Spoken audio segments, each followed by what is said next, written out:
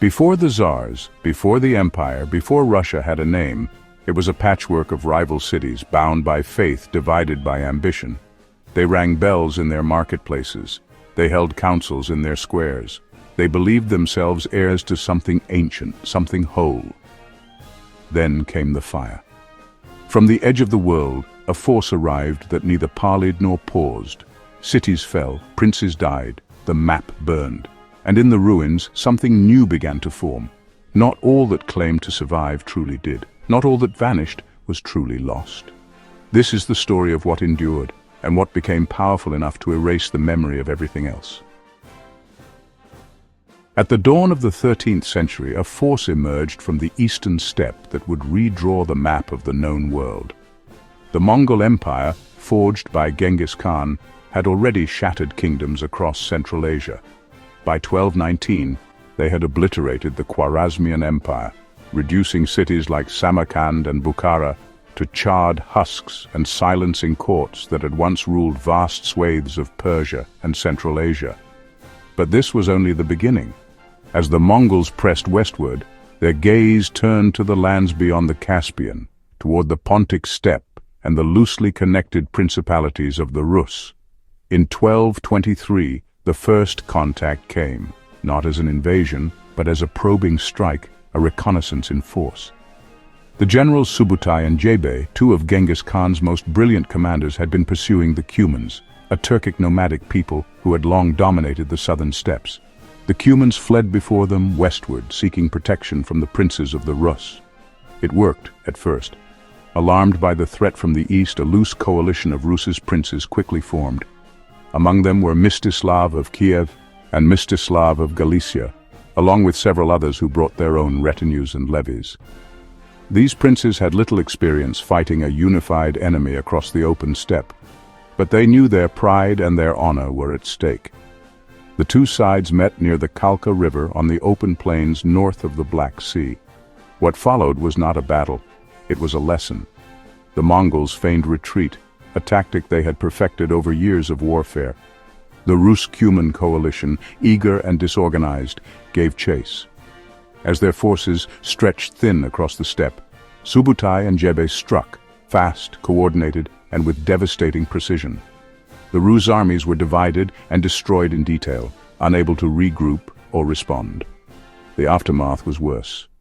The captured Rus's nobles, including both Mstislavs, were executed, not with swords, but beneath wooden planks. The Mongols laid them flat, placed boards over their bodies, and sat down to feast. The message was deliberate. Defiance would be crushed, slowly, beneath the weight of Mongol domination. And then, just like that, the Mongols vanished. To the Rus's princes who survived, it may have felt like a miracle. Their strange enemy had crushed them utterly, then ridden off without claiming a single city. No tribute was imposed, no territory was held. It was as if the nightmare had ended as suddenly as it began. But they had misunderstood the moment. This was no accident, no mercy. It was reconnaissance. The Mongols had come not to conquer, but to learn, to study the steppe, to test the strength of the Rus, to see how quickly their alliances fractured, how slowly they moved, how deeply they underestimated what was coming. A new kind of war, driven by discipline, speed, and fear. 13 years later, in 1236, the Mongols began a full-scale western campaign. Under the command of Batu Khan, grandson of Genghis Khan, and with the strategic oversight of the great general Subutai, their first objective was the destruction of the Volga Bulgars to secure the eastern frontier. This was completed swiftly. By late 1237, the Mongols moved into the Rus lands proper. At this time, the Kievan Rus was not a single unified polity, but a patchwork of principalities. Vladimir Suzdal, Kiev, Ryazan, Novgorod, Galicia, and others, often in conflict with each other and incapable of unified defense. Across the snow-laden forests of the northeast, the air carried no birdsong, only the smell of ash and the silence left behind by slaughter. The Mongols had come like a blizzard, sudden and methodical, dismantling the world of the Rus city by city. Their first major target was Ryazan. The Mongols sent envoys demanding submission and tribute. The Prince of Ryazan, Yuri Ingvarovich, refused. The Mongols then besieged the city in December 1237. After 5 days of bombardment and fighting, the walls were breached. The city was burned to the ground, its population slaughtered or enslaved. The princely family was executed. Chronicles record this destruction in visceral terms. There was none left to groan or cry. Moscow was next. But Moscow was not yet Moscow. It was a small fortified post along the Moskva River, a wooden town dependent on the greater principality of Vladimir. It had no standing army, no wealth of note, no place to negotiate from. The Mongols reached its walls quickly. There was no offer made, no delegation sent. They breached the defenses in hours, burned the wooden towers, and killed everyone they found inside. It was neither a battle nor a siege. It was a punctuation mark in a campaign of annihilation. Not far beyond, the Grand Prince Yuri II tried to regroup. He left Vladimir and attempted to rally forces north of the Volga. But the Mongols, ever watchful, intercepted his army at the Sit River. There, in early March, Yuri's army was encircled and destroyed. The Grand Prince himself was killed in the melee, his body found decapitated, his authority decimated alongside him. With Vladimir burned and Moscow no longer more than embers, the northeastern heart of the Rus was silent, and the Mongols kept moving. To the northwest, tucked between frozen rivers and coniferous wilds, the city of Novgorod stood. Cold, powerful, and deeply aware of the storm coming its way. It had watched the destruction unfold from a distance. Messengers bringing tales of burning cities, butchered monks, children enslaved, veshy bells silenced in places that once rang with civic life. But Novgorod was different. It was a republic, of a kind, a merchant republic, ruled by a Vesh assembly of nobles and citizens, with a prince chosen more as a military contractor than a sovereign.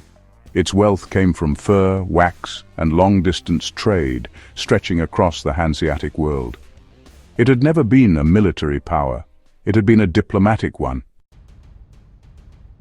And when word reached the city that Torshok had fallen, and the Mongols were just days away, the people of Novgorod gathered in emergency assembly. The city could resist. They had walls, soldiers, winter stores. But they also had foresight. They had watched what resistance had purchased in Ryazan, in Kolomna, in Vladimir. The choice was made quickly. They would not fight. They would submit. Envoys were sent. Gold, hostages, and messages of submission were dispatched to Batu Khan's army. What was offered is not recorded in detail, but the effect is known. The Mongol army stopped. After destroying Torshok, they did not march on Novgorod. The reasons were pragmatic but decisive. Novgorod had not defied them. It had submitted swiftly without conditions and offered value without cost. From the Mongol perspective, the campaign had already accomplished its goals: political domination, psychological devastation, and submission of the Northeast. Novgorod's survival served as the counterexample to the ashes of Ryazan. The message was clear. Obedience would be rewarded with mercy, if not freedom. And so Novgorod survived, not by divine intervention or impassable mud, but by the choice to submit.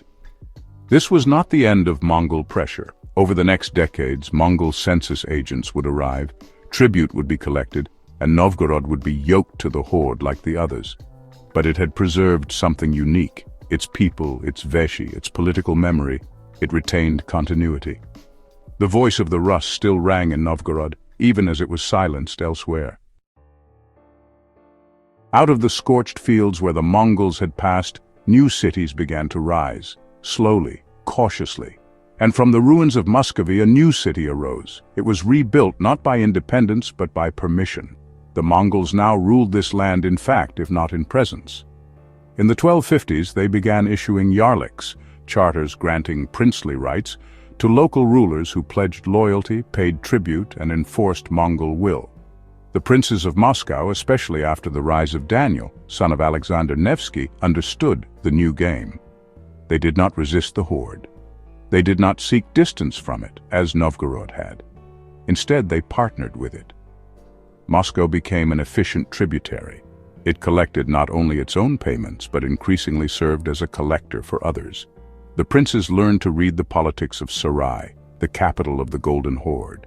They cultivated trust, crushed rival cities when given license, and expanded under the protection of Mongol power.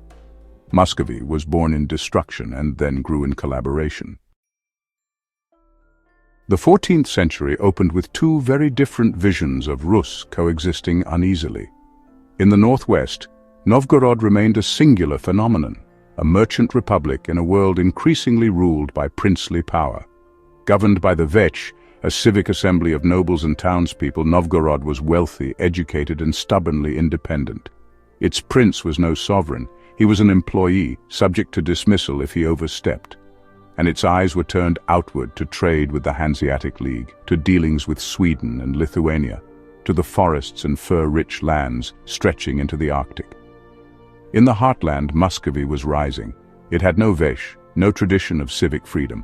What it had was ambition, a clear chain of princely succession, and a growing claim to be the inheritor of all the Rus lands. Its princes had become expert courtiers of the horde, securing yarliks for themselves and undermining rivals. The Mongols, ever pragmatic, rewarded loyalty with authority, and no one was more loyal or more cunning than the House of Moscow. As the 14th century unfolded, this difference turned to rivalry, and then to destiny. In the early 1300s, the main contest was not yet Novgorod versus Moscow, but Tver versus Moscow. Tver was older, more established, and a more plausible center for Rus unification. Its princes favor, but Ivan I of Moscow, Kalita, Moneybag, outmaneuvered them. Ivan presented himself as the most obedient vassal to the horde, and in 1328 he secured the role of Grand Prince of Vladimir, but one that granted the right to collect tribute from all other Rus princes. This was a turning point. Tver resisted and was crushed with Mongol backing. Moscow had just learned how to weaponize obedience. The Mongols saw it as a factor. Other Rus cities saw it as a tool of foreign tyranny. But it worked, and all the while Novgorod watched, concerned but secure. By the mid-14th century, the Rus world stood at a crossroads, split not just by geography but by political vision. In the northwest, Novgorod remained a republic of merchants and nobles, a polity ruled by its Vech and held together by consensus, negotiation, and outward-facing diplomacy. In the northeast, Muscovy was consolidating power, becoming not merely another principality, but the nucleus of a new kind of state. Novgorod rejected the idea that Moscow could speak for all Rus. It continued to choose its own princes, often outsiders, and actively cultivated ties with Lithuania and Poland. It tolerated Latin missionaries on its fringes and negotiated trade treaties in Latin and German. Its legitimacy was civic, legalistic, pragmatic. Moscow, by contrast, was incubating something more imperial. Having grown under Mongol favor, it now saw itself as the rightful center of Orthodox Rus. Its princes were not appointed. They were anointed by a divine and historical logic. But that logic had, until now, still been subject to Mongol permission. That changed in 1380. The Mongol world itself had fractured. The once unified Golden Horde was now a patchwork of competing khanates, their power decentralized and their loyalty uncertain. The Khan who led the campaign against Muscovy at Kulikovo was not from the old ruling line of Batu Khan, but a warlord named Mamai, a powerful Tatar commander based in the western steppe, aligned with the remnants of the Horde's Crimean branch. Mamai's position was precarious. He lacked full legitimacy among the Mongol elite and needed to reassert dominance over his vassals. To do this, he launched a campaign northward, ostensibly to enforce tribute, but in effect to conduct the kind of punitive raids that had become common from the Tatar frontier: extraction, terror, and slave-taking. Moscow saw the moment for what it was, not just a threat, but an opportunity. Under Grand Prince Dmitry Ivanovich, later called Donskoy, Muscovy rallied the princes of northeastern Rus to resist. This was unprecedented. Until now, defiance of the horde was suicidal. But Mamai's weakness gave Dmitry room to maneuver. The coalition that met Mamai's forces at the Don River was not simply Muscovite. It included forces from other Rus lands, even some from cities previously aligned with Tver or Novgorod. It was a Russian army. At the Battle of Kulikovo, Dmitry's forces won a bloody and hard-fought victory. Mamai's army was broken, and he was soon overthrown by a rival Mongol warlord, Toktamish, who would ironically return in 1382 and sack Moscow in revenge. So in strategic terms, the victory was temporary. But in symbolic terms, Kulikovo was transformational. It was the first time that Moscow had acted independently, not as a Mongol proxy, not as a tributary collector, but as a sovereign leader of a unified military force. The message was clear. Moscow could command not only Mongol favor, but now also Rus loyalty. And for the common people who had lived under the lash of Tatar raids and watched their kin taken as slaves to the markets of Crimea, this battle became a rallying cry. A sense of righteous anger began to take root, directed not just at Mamai but at the entire legacy of Mongol domination. This was not yet liberation, but it was the beginning of memory, a memory that would be rewritten as destiny. Novgorod watched this shift with deepening concern. The Kulikovo victory was a rupture. It changed what Moscow was. It emboldened its claim to spiritual and national leadership. It created the myth of Moscow as defender, not collaborator. And by creating that dichotomy, Moscow undermined Novgorod's own foundational story. It had survived the Mongols not through defiance, but through discretion, by choosing submission over ruin. That path had preserved its autonomy, its vetch, its culture. But now, that choice began to look to some like cowardice or irrelevance. Kulikovo planted a seed of legitimacy for Moscow that no trade treaty could match, and once planted, it would grow into the foundation of an empire. Into this growing tension stepped Ivan III, Grand Prince of Moscow, ascending in 1462. Tall, cold-eyed and patient, Ivan ruled without passion, but with total clarity. He had a singular goal: to unite the Rus lands under Moscow's hand. He believed that Muscovy was not just another principality, but the core of a restored Russian state. And to do that, Novgorod had to fall. At the start of his reign, he moved cautiously. He strengthened alliances.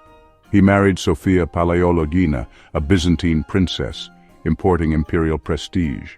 He centralized Muscovite law. He expanded military capacity, and he waited. Meanwhile, Novgorod grew uneasy. It had tried to maintain its balancing act, allying with Casimir IV of Poland-Lithuania, hedging against Moscow's pressure. But this time, it miscalculated. The move gave Ivan exactly the pretext he needed. He accused Novgorod of betraying orthodoxy by courting Catholic powers. In 1471, Ivan led a campaign into Novgorodian territory. His forces met the Novgorodians at the Battle of Kalka River. The result was a massacre. The Vech militia had never been a professional army, and now, facing disciplined Muscovite troops, they broke. Thousands were killed. The Republic was forced to sue for peace, accept Ivan's terms, and pay heavy reparations. But Ivan was not done. He waited another 7 years, letting Novgorod stew in shame and debt. In 1478, he returned, not to punish, but to end. This time there was no battle. The Muscovite army entered Novgorod unopposed. The Vechi Bell, symbol of the city's civic autonomy, was taken down and carried to Moscow. Ivan abolished the Vech, exiled the boyar elite, and redistributed their lands to Muscovite loyalists. Thousands of Novgorodians were forcibly relocated. The city's charter was dissolved. Its long republic was over. The last independent voice of the old Rus was silenced, not by Mongol swords, but by a Rus prince who had learned from the Mongols. The Mongol invasion did not merely devastate the early Rus world, it rewrote its future. In fire and tribute, it carved out a new political logic, one where power meant obedience, survival meant submission, and loyalty could be weaponized. What emerged from the ashes of Ryazan and the ruins of Vladimir was not just recovery, it was a transformation. Muscovy's rise was not in spite of the Mongols, but through them. The princes of Moscow, learning the grammar of empire from their Mongol overlords, mastered the art of centralized rule, fiscal extraction, and ruthless consolidation. The horde gave them both a template and a shield, a system where legitimacy came from above and where authority was measured by one's ability to control others in the name of someone more powerful. This was the seedbed of Russian autocracy. When Ivan III took down the Veche Bel of Novgorod, he was not merely ending a rival polity, he was silencing a different political idea that power could be negotiated, shared, civic.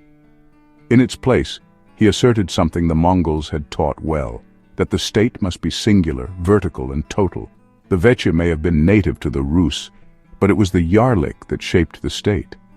The legacy of the Mongol period thus lives on, not only in the chronicles of devastation, but in the structures of Russian governance. The vertical of power, the centralization of authority, the strategic use of submission as a tool of dominance, these were forged in the furnace of Mongol rule and tempered by Muscovy's ambition. Russia was not simply born from the collapse of Kievan Rus. It was baptized in the Mongol yoke and matured in the shadow of its logic. And long after the horde faded, its methods endured, recast in orthodox robes bearing Slavic names, but unmistakably Mongol in their DNA.